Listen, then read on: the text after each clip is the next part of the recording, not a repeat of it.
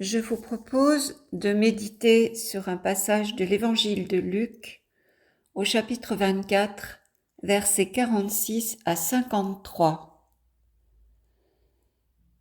Jésus leur dit : « Ainsi est-il écrit que le Christ souffrirait et ressusciterait d'entre les morts le troisième jour, et qu'en son nom, le repentir en vue de la rémission des péchés serait proclamé à toutes les nations, à commencer par Jérusalem. De cela, vous êtes témoins. Et voici que moi, je vais envoyer sur vous ce que mon Père a promis. Vous donc, demeurez dans la ville, jusqu'à ce que vous soyez revêtus de la force d'en haut. » Puis il les emmena vers Béthanie, et levant les mains, il les bénit. Et il advint, comme il les bénissait, qu'il se sépara d'eux, et fut emporté au ciel. Pour eux, s'étant prosternés devant lui, ils retournèrent à Jérusalem en grande joie, et ils étaient constamment dans le temple à louer Dieu. Dans ce passage, l'évangéliste Luc nous rapporte l'ascension de Jésus 40 jours après sa résurrection. Pendant 40 jours, Jésus s'était manifesté à ses disciples. Ses disciples l'ont vu, ressuscité, ils ont parlé avec lui, ils ont mangé avec lui. Jésus leur a annoncé qu'il devait partir, retourner vers le Père pour que le Père envoie ce qu'il avait promis, cette force d'en haut, cette force du ciel, l'Esprit Saint. Le jour de l'ascension, Jésus monte au ciel. Ses disciples le voient monter au ciel avec son corps. Il est comme emporté dans cette réalité que nos yeux ne peuvent percevoir, ce monde invisible dont on parle dans le credo lorsqu'on dit « je crois en Dieu, créateur du monde visible et invisible ». Le texte nous dit « il se sépara d'eux alors qu'il les bénissait et fut emporté au ciel ». Alors bien sûr, je me suis posé la question, qu'est-ce que c'est que ce ciel dont Jésus nous parle ?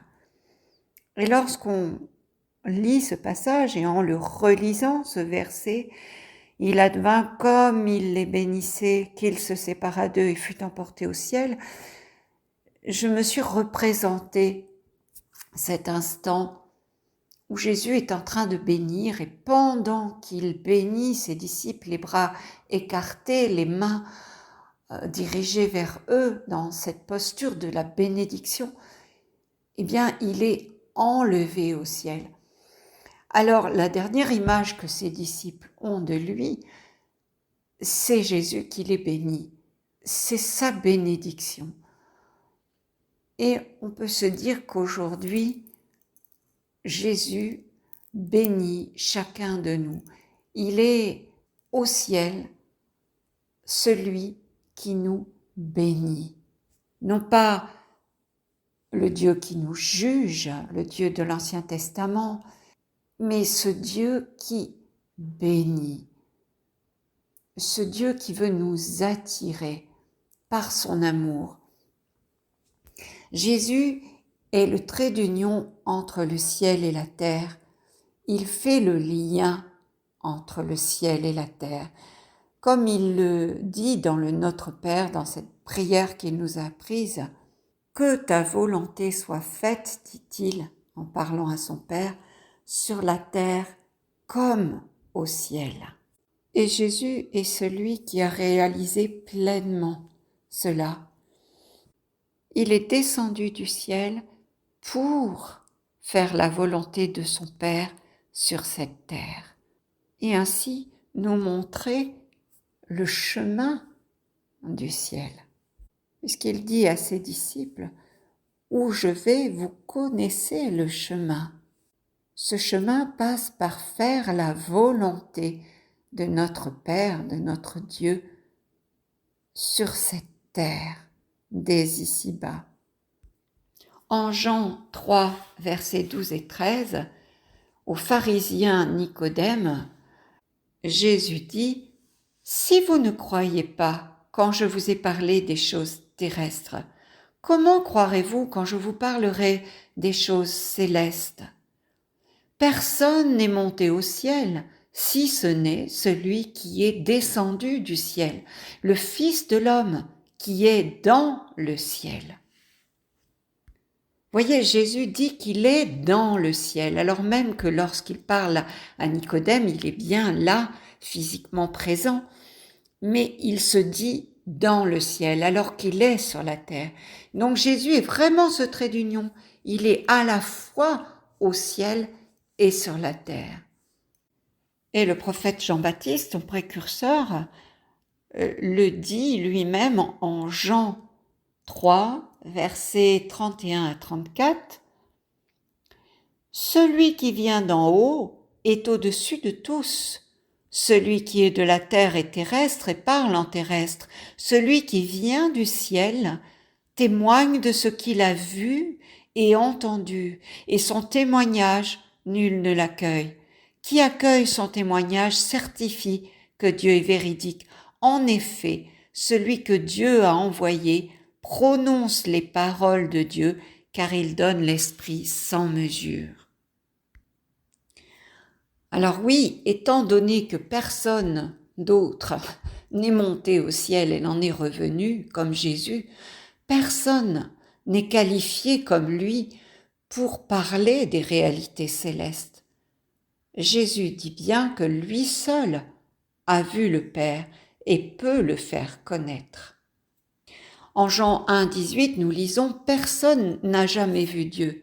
Dieu, le Fils unique, qui est dans l'intimité du Père. » C'est ça, être dans le ciel. C'est ça que veut dire Jésus. Il est dans l'intimité du Père.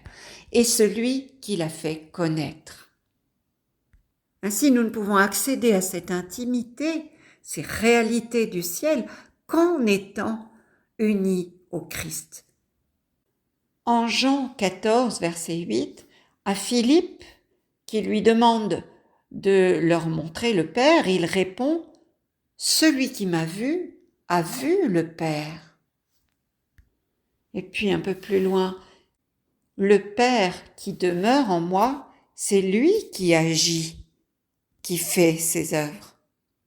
Et encore, si quelqu'un croit en moi, il fera aussi les œuvres que je fais. » Et il pose cette question à Philippe, « Ne crois-tu pas que je suis dans le Père et que le Père est en moi ?» Ainsi, Jésus signifie qu'il existe de toute éternité, qu'il est Dieu. Ainsi qu'il l'affirme aux pharisiens en Jean 8, verset 58, « En vérité, je vous le dis, avant qu'Abraham fût, je suis. » Ce « je suis », c'est exactement comme cela que Dieu s'est présenté à Moïse. Alors qu'il lui demandait son nom, il a dit « je suis ». On l'a dit tout à l'heure, lorsque Jésus se sépare de ses disciples et est emporté au ciel, il est en train de les bénir. Donc le ciel où Jésus est enlevé bénissant ses disciples est un lieu de bénédiction. Qu'est-ce que veut dire le mot bénédiction ? Ça veut dire du bien ou appeler le bien sur quelqu'un. Si Jésus a voulu que ses disciples aient cette dernière image de lui en train de bénir, c'est pour qu'eux-mêmes aient la même attitude vis-à-vis de leurs frères et sœurs en humanité, qu'ils soient d'autres Christ sur cette terre, bénissant. Ainsi, on peut comprendre cette parole de saint Paul aux Colossiens au chapitre 3. « Si donc vous êtes ressuscités avec le Christ, cherchez les choses d'en haut, où Christ est assis à la droite de Dieu. affectionnez les choses d'en haut et non celles qui sont sur la terre.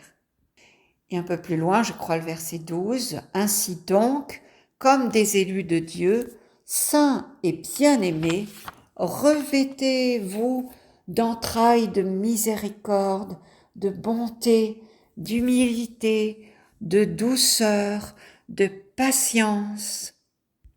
Supportez-vous les uns les autres et pardonnez-vous mutuellement si l'un a contre l'autre quelque sujet de plainte. Et il ajoute, avec cela que la paix du Christ règne dans vos cœurs. Cette paix du Christ qui remplit le cœur de Jésus, elle vient du ciel. Elle a sa source au ciel. Le ciel est le lieu de la paix, de cette paix qui habite le cœur de Jésus, alors même qu'il sait qu'il va mourir, alors même qu'il se prépare à cette passion à la croix. Il dit à ses disciples, c'est en Jean 14, verset 27, « Je vous laisse ma paix, c'est ma paix que je vous donne. Je ne vous la donne pas comme le monde la donne, que votre cœur ne se trouble ni ne s'effraie. » Cette paix du Christ, c'est cette paix qui ne peut être altérée par aucune circonstance, aucun événement, rien ne peut atteindre, altérer cette paix intérieure, la paix du cœur de Jésus. Et cette paix, ses disciples en auront bien besoin lorsqu'ils sont confrontés eux-mêmes aux persécutions en annonçant l'Évangile. Cette paix, elle fait partie du trésor du ciel, celui dont Jésus nous parle en Matthieu 6, versets 19 et 20. Ne vous faites pas de trésors sur la terre, là où les mythes et les vers les dévorent, où les voleurs percent les murs pour voler. Mais faites-vous des trésors dans le ciel, là où il n'y a pas de mythes ni de vers qui dévorent, ni pas de voleurs qui percent les murs pour voler, car là où est ton trésor, là aussi sera ton cœur. Quand Jésus utilise cette métaphore du trésor, il veut dire par là que cette paix qu'il nous donne est ce à quoi nous devons prêter le plus attention, que nous devons conserver le plus précieusement. C'est ce que l'on fait avec un trésor. On en prend soin, on le préserve, on le garde, on le met à l'abri, on le protège. Oui, nous devons garder notre paix comme un trésor, garder notre cœur en paix, dans cette paix divine du cœur de Jésus. C'est depuis ce lieu de paix qu'est le ciel que Jésus envoie sur ses disciples ce que le Père a promis, c'est-à-dire l'Esprit Saint. Et nous ne pouvons recevoir l'Esprit Saint que dans un cœur en paix, un cœur uni à Jésus, dans la paix de Dieu. Car à chaque fois que les disciples ont été visités par l'Esprit Saint au Cénacle, d'abord lorsque Jésus leur apparaît ressuscité, il souffle sur eux en leur disant « Recevez l'Esprit Saint ». Ils sont tous réunis dans la paix, dans l'unité. La paix de Dieu qui fait l'unité malgré nos différences. Et puis, le jour de la Pentecôte, on nous dit qu'ils sont tous réunis avec Marie, la mère de Jésus, en prière. Il y a cette unité, donc cette paix divine. Alors l'Esprit Saint vient sur eux. Cet Esprit Saint qui est le guide envoyé pour nous révéler les réalités célestes. C'est notre guide céleste, notre GPS du ciel, si on peut dire. Jésus le définit ainsi en Jean 14, versets 26-27. Le consolateur, l'Esprit Saint, que le Père enverra en mon nom, vous enseignera toutes choses et vous rappellera tout ce que je vous ai dit. Je vous laisse la paix, je vous donne ma paix. Le consolateur, Jésus l'appelle ainsi. Pourquoi ? Parce que la paix ne peut régner que dans un cœur consolé. Et la définition du mot consoler, c'est apporter un réconfort. Alors pourquoi Jésus désigne-t-il l'Esprit Saint sous ce vocable consolateur ?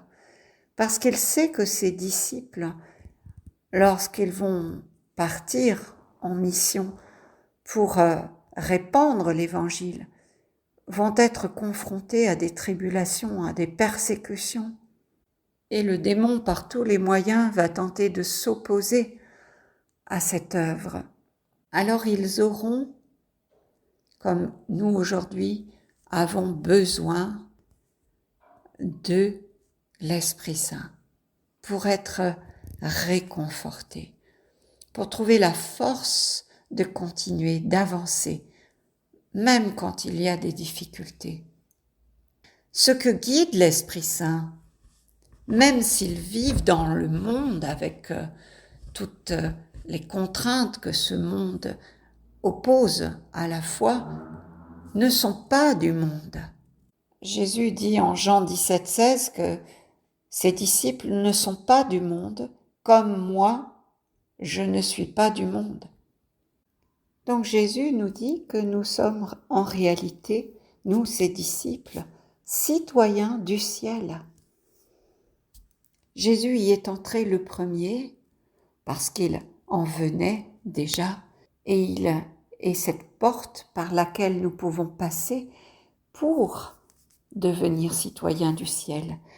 C'est en quelque sorte par lui que nous obtenons le passeport pour devenir citoyens du ciel. Et quelle langue parle-t-on au ciel ? On parle le langage de l'amour. Lorsque nous voyageons, que nous allons dans un pays étranger, nous devons apprendre la langue pour pouvoir communiquer. Bien, la langue du ciel, c'est l'amour. L'amour que nous devons avoir les uns pour les autres. Jésus nous l'a demandé. Il dit ceci en Jean 13, 35. C'est à l'amour que vous aurez les uns pour les autres qu'ils reconnaîtront que vous êtes mes disciples.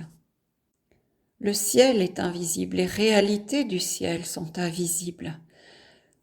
Elles ne peuvent être manifestées que par l'amour, parce que l'amour, ça se voit quand on aime vraiment.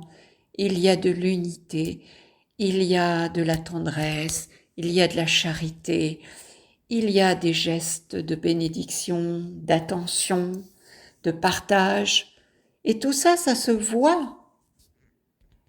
Et le royaume de Dieu ne peut pas s'étendre autrement que par cet amour manifesté. C'est ce qui fait la gloire de Dieu. Cette gloire que Jésus a reçue de son Père et qui fait de lui le premier citoyen du ciel, c'est l'amour. L'amour dans sa perfection, celui qui règne entre les trois personnes divines de la Trinité. Et le désir de Jésus, son désir le plus cher, c'est que tous et toutes nous puissions devenir citoyens du ciel. Nous puissions, après lui, avoir une demeure au ciel. Voici ce qu'il dit en Jean 14, versets 2 et 3. « Il y a de nombreuses demeures dans la maison de mon Père, sinon je vous l'aurais dit, je vais vous préparer une place. Et quand je serai allé et que je vous aurai préparé une place, à nouveau je viendrai et je vous prendrai près de moi, afin que là où je suis, vous aussi, vous soyez. Jésus nous veut dans la gloire avec lui auprès de Dieu. Saint Paul nous dit en Colossiens 3, 4, « Car vous êtes morts et votre vie est cachée avec Christ en Dieu.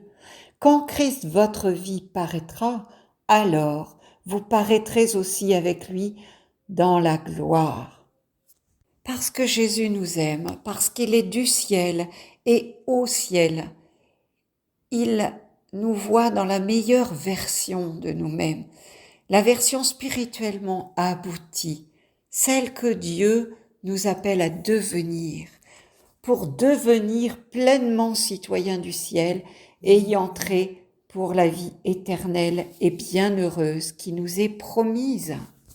La promesse du ciel, elle vient de loin. Elle est dès le début, dans la Genèse, dès le commencement, début de la Bible. En Genèse 1, premier verset, « Au commencement, Dieu créa le ciel et la terre. » Et lorsque le premier croyant, Abraham, choisit de suivre et d'obéir à la parole de Dieu, il lui montre le ciel et l'infinité des étoiles qu'il contient, cette promesse d'une descendance de tous ceux qui croiront après lui en Dieu. Je vous partage ce commentaire d'un frère dominicain pour conclure. Dieu avait annoncé à Abraham qu'il aurait une descendance innombrable. Regarde vers le ciel et dénombre les étoiles, ainsi sera ta descendance. Genèse 15, 5. Le ciel, comme lieu qui n'appartient qu'à Dieu, devient ce vers quoi tendent les humains qui cherchent la vie en plénitude. Ce ciel n'est en rien la représentation naïve de l'étage supérieur du cosmos pour les humains rivés au sol. C'est le lieu sur lequel on ne peut mettre la main, le lieu qu'on ne peut conquérir ni s'approprier, le lieu de Dieu. Monter au ciel n'est ni un exploit cosmique, ni une façon de parler imagée. C'est entrer dans le lieu de Dieu, là où il accueille celles et ceux qui ne vivent pas en conquérants, en prédateurs, ceux qui sont allégés, désencombrés, ceux qui ont les mains vides. Comme le disait David de lui-même alors qu'il dansait en pagne devant l'arche d'alliance, « Je serai léger devant le Seigneur » 2 Samuel 6, 22. Quand Jésus annonce l'Esprit que le Père a promis, c'est cette puissance légère qu'il annonce. Le ciel est donné dès ici-bas à celles et ceux qui vivent dans sa parole et sont prêts à recevoir le don du Père dans la joie. Ce ciel auquel nous aspirons, c'est aussi la Jérusalem céleste, telle que Jean, dans sa vision, nous l'a décrit dans l'Apocalypse, au dernier chapitre, chapitre 22, versets 1 à 5. Il nous dit « Puis l'ange me montra le fleuve de vie, limpide comme du cristal, qui jaillissait du trône de Dieu et de l'agneau. Au milieu de la place, de part et d'autre du fleuve, il y a des arbres de vie qui fructifient 12 fois, une fois chaque mois, et leurs feuilles peuvent guérir les païens. De malédiction, il n'y en aura plus. Le trône de Dieu et de l'agneau sera dressé dans la ville, et les serviteurs de Dieu l'adoreront. Ils verront sa face, et son nom sera sur leur front. De nuit, il n'y en aura plus. Ils se passeront de lampe ou de soleil pour s'éclairer, car le Seigneur Dieu répandra sur eux sa lumière, et ils régneront pour les siècles et des siècles. Amen. Merci pour votre écoute. Que Dieu nous bénisse.